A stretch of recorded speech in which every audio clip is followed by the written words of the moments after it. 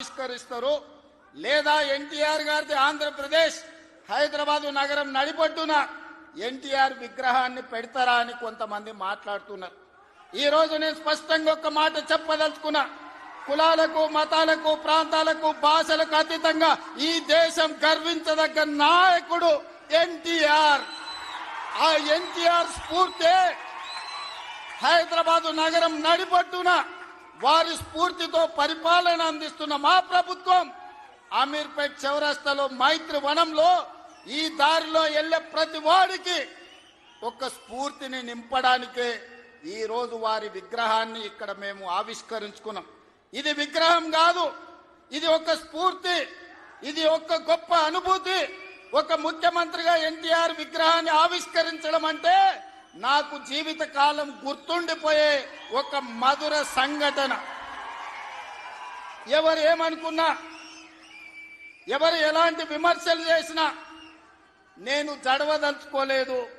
నేను చెప్పదలుచుకున్నా, ఆనాడు శ్రీమతి ఇందిరాగాంధీ గారు ఈ తెలంగాణ ప్రాంతం నుంచి ఒక పివి నరసింహారావు గారిని, ఒక మర్రి చెన్నారెడ్డి గారిని, ఒక పి శివశంకర్ గారిని, ఒక వెంకటస్వామి లాంటి నాయకులను అందిస్తే ఈ తెలంగాణ ప్రాంతానికి అన్న ఎన్టీ రామారావు గారు ఓ మండవ, ఓ తుమ్మల నాయకత్వాన్ని తెలంగాణకు అందించిండు. ఓ మాధవరెడ్డి, ఓ జానారెడ్డి నాయకత్వాన్ని అందించిండు. ఓ దేవేందర్ గౌడ్ నాయకత్వాన్ని అందించిండు. ఓ కడియం సిఆరి, ఒక మోత్కుపల్లి నరసింహుల లాంటి నాయకులను ఈ తెలంగాణకు అందించిండు. అంతెందుకయ్యా, ఈనాడు ఉపన్యాసాలు ఇస్తున్న బీఆర్ఎస్ నాయకుడు కల్వకుంట్ల చంద్రశేఖర్ రావుకి రాజకీయ భిక్ష పెట్టింది ఎవరు?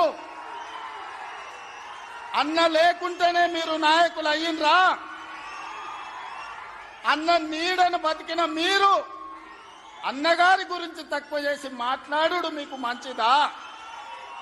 వారే కాదు, వారి పేరు పెట్టుకున్న వాళ్ళు కూడా ఈరోజు నాయకులుగా చలామణి అవుతున్నారు. ఆయన ప్రోత్సాహం ఇచ్చి, ఆయన భుజము తట్టి, ఆయన అవకాశం ఇచ్చిన ఓ తుమ్మల, ఓ మండల, ఓ మండవ, ఓ జానా, ఓ మాధవరెడ్డి, ఓ దేవేందర్ గౌడ్, ఓ కడియం సిఆరి, ఓ మోత్కుపల్లి నరసింహులే కాదు, తెలంగాణలో నాయకత్వాన్ని వహిస్తున్న కల్వకుంట్ల చంద్రశేఖరరావును కూడా ఎన్టీ రామారావు గారికి గుర్తించే రాజకీయ అవకాశాలు కల్పించిన సంగతి ఎవరు మరవద్దు. ఇది చరిత్ర. ఇంకొంతమంది ఆయన పేరు మీదనే చలామణి అవుతున్నారు. కొంతమంది నకిలీలు ఎప్పుడు ఉంటారు.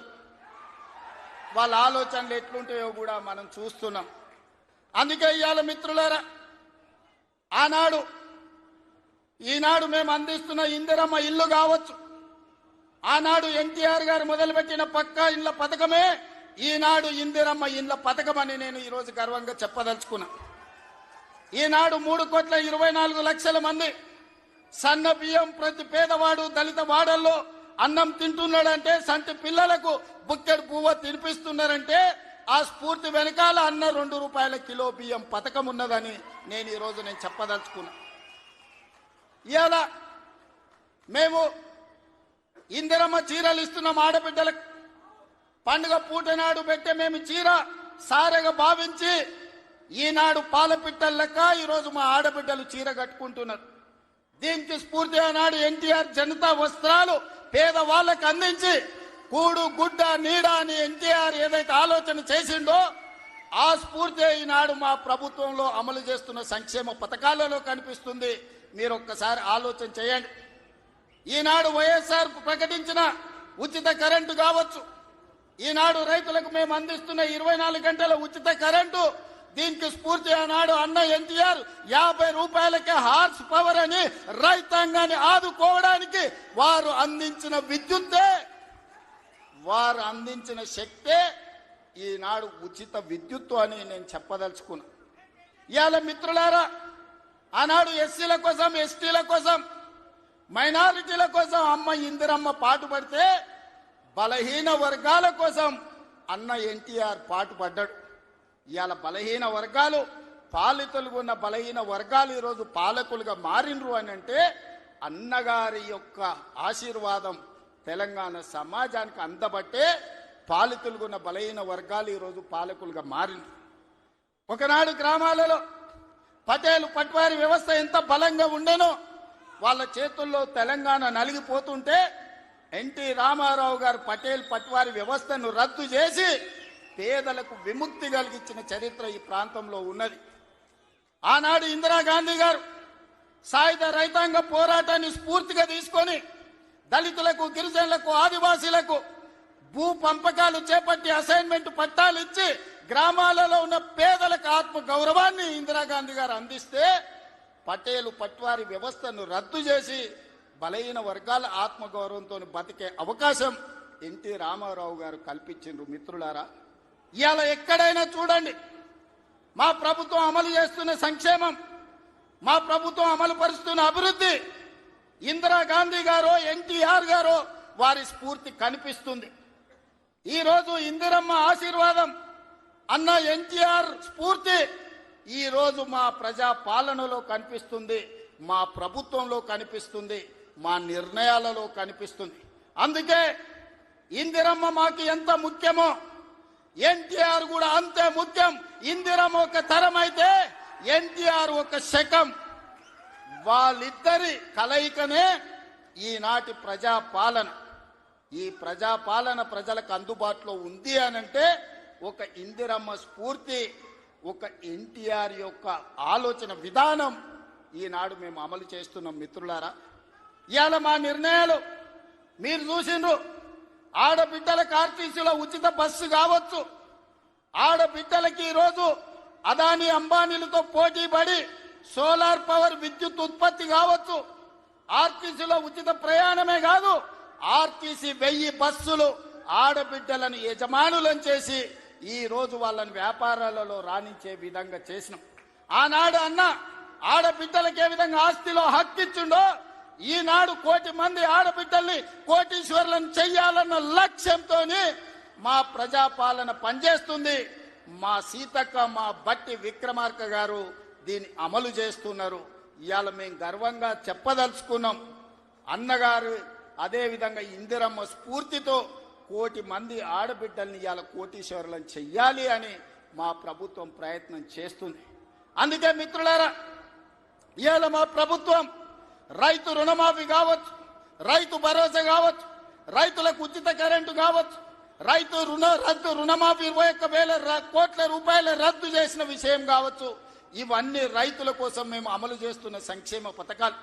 ఇవాళ రైతులు పండించిన సన్న వడ్లు 500 రూపాయల బోనస్ ఇచ్చి ఈనాడు మేము కొనుగోలు చేస్తున్నామంటే రైతును రాజును చెయ్యడమే లక్ష్యంగా, వ్యవసాయాన్ని పండుగ చేయడమే లక్ష్యంగా ఈరోజు మేము పనిచేస్తున్నాం. ఇవాళ మహిళలందరికీ అవకాశం ఇవ్వాలి అని స్థానిక సంస్థల్లో ఆనాడు మహిళలకు రిజర్వేషన్లు ఉండాలని రాజీవ్ గాంధీ గారు నిర్ణయం తీసుకుంటే ఆ నిర్ణయాన్ని అమలు చేసిన గొప్ప నాయకుడు ఎన్టీఆర్.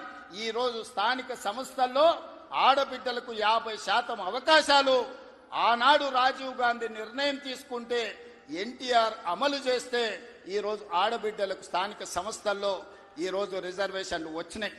ఆ స్ఫూర్తితో ఈనాడు శాసనసభలో, లోక్సభలో మహిళలకు రిజర్వేషన్లు ఉండాలి, 33% ఇవ్వాలి అని ఈ వేదిక మీద ఉన్న మేమందరం కట్టుబడి ఉన్నాం. రాబోయే ఎన్నికలు 33% రిజర్వేషన్లు ఈరోజు మహిళలకు ఇచ్చే విధంగా మేము ముందుకు వెళ్తామని నేను తెలియజేస్తున్నాను. మిత్రులారా, ఆనాడు యువకులు 25-26 ఏళ్ల యూనివర్సిటీలో చదువుకున్న పిల్లలకు, మారుమూల ప్రాంతాలలో ఉన్న పేదలకు ఏ విధంగా అయితే ఎన్టీఆర్ గారు టికెట్లు ఇచ్చి గెలిపించిండో ఈనాడు మా ప్రభుత్వంలో కూడా ఒక మందుల సామెల్, ఒక ఎడమ బొచ్చు లాంటి వాళ్ళు, అత్యంత నిరుపేదలు, ఇందిరమ్మ ఇండ్లలో ఉండే పేదలు రూపాయి లేకపోయినా టికెట్లు ఇచ్చి ఇవాళ ఎమ్మెల్యేలను చేసినాం. ఒక యువమిత్రుడు, క్రీడాకారుడు బాలయ్య గారి బ్యాచ్మెట్ నిజాం కాలేజీలో క్రీడాకారుణ్ణి ఇవాళ మంత్రిని చేసిన మహమ్మద్ అజారుద్దీన్ గారిని, ఈరోజు వాకిటి శ్రీహరి కావచ్చు, యువమిత్రుడు పొన్నం ప్రభాకర్ విద్యార్థి రాజకీయాల నుంచి వచ్చిన మిత్రుడు ఈరోజు మంత్రివర్గంలో సహచరుడు. అంటే ఇవన్నీ కూడా యువత కోసం. ఈరోజు రాష్ట్రంలో మొదటి సంవత్సరంలోనే 67,000 ప్రభుత్వ ఉద్యోగ నియామకాలు చేపట్టి ఈరోజు యువకులకు ఉద్యోగ ఉపాధి అవకాశాలు కల్పించినాం. మహిళలకు 60,000 కోట్ల రూపాయల బ్యాంకు లింకేజ్ అప్పులు ఇప్పించినాం. ఈరోజు మహిళలు వ్యాపారం చేసుకుంటూ, యువకులు ఉద్యోగాలకు పోటీ పడుతుండ్రు, రైతులు వ్యవసాయంలో లాభసాటిగా ఈరోజు ముందుకు సాగుతున్నారు. ఇవన్నీ మీ ఆశీర్వాదంతో మీరండగా నిలబడి ఆనాడు 2023 డిసెంబర్ 7 నాడు ప్రజాపాలనను మీ ఆశీర్వాదంతో అధికారం చేపట్టి ఉప ఎన్నికలు జరిగితే కంటోన్మెంట్ అయినా జూబ్లీ హిల్స్ అయినా మీరందరూ అండగా నిలబడి గెలిపించబట్టే ఈనాడు ప్రజాపాలన ముందుకు సాగుతుంది. భవిష్యత్తులో మీరు ఇదే విధంగా అండగా ఉండాలి. ఈ సందర్భంగా చివరగా ఒక్క మాట చెప్పదలుచుకున్నా. 94 నుంచి 2004 వరకు 10 సంవత్సరాలు తెలుగుదేశం పార్టీ అధికారంలో ఉంది. 2004 నుంచి 2014 వరకు 10 సంవత్సరాలు కాంగ్రెస్ పార్టీ అధికారంలో ఉంది. 2014 నుంచి 2024 వరకు బీఆర్ఎస్ అధికారంలో ఉంది. ఇవాళ నేను చెప్తున్నా, మీ ఉత్సాహం, మీ ఊపు చూసిన తర్వాత 2024 నుంచి 2034 వరకు మాదే అధికారం. సంక్షేమాన్ని, అభివృద్ధిని అంతర్జాతీయ స్థాయికి తీసుకెళ్లే బాధ్యత మేము తీసుకుంటాం. ఎన్నో అభివృద్ధి పనులు జరుగుతున్నాయి, మీరు అండగా నిలబడండి.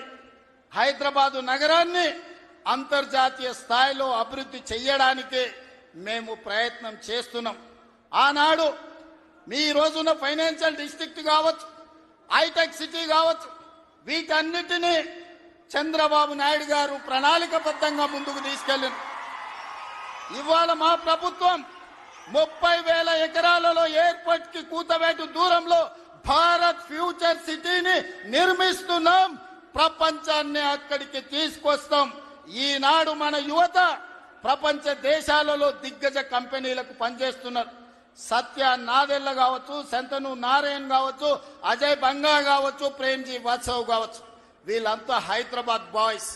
హైదరాబాద్ పబ్లిక్ స్కూల్లో చదువుకున్న వాళ్ళు ప్రపంచ పెద్ద పెద్ద దిగ్గజ కంపెనీలకు సీఈఓలు.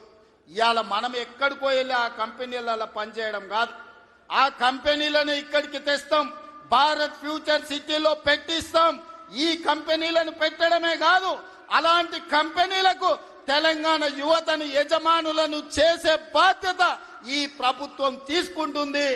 నూతన విధానంతో ప్రోత్సాహకాలు ఇస్తుంది, యువతకు ఉద్యోగ ఉపాధి అవకాశాలు కల్పిస్తుంది. మన నగర అభివృద్ధి కోసం మీరందరూ సహకరించాలి, మీరందరూ అండగా నిలబడాలి. ఇంత గొప్ప కార్యక్రమాన్ని ఏర్పాటు చేసి ఈ కార్యక్రమాన్ని ఒక స్ఫూర్తిని నింపే విధంగా, ఒక ఇందిరమ్మను, ఒక అన్న ఎన్టీఆర్ను స్మరించుకునే వేదికగా మార్చినందుకు మీ అందరికీ మనస్ఫూర్తిగా ధన్యవాదాలు, కృతజ్ఞతలు తెలియజేస్తూ మీ అందరి దగ్గర సెలవు తీసుకుంటున్న మిత్రులారా.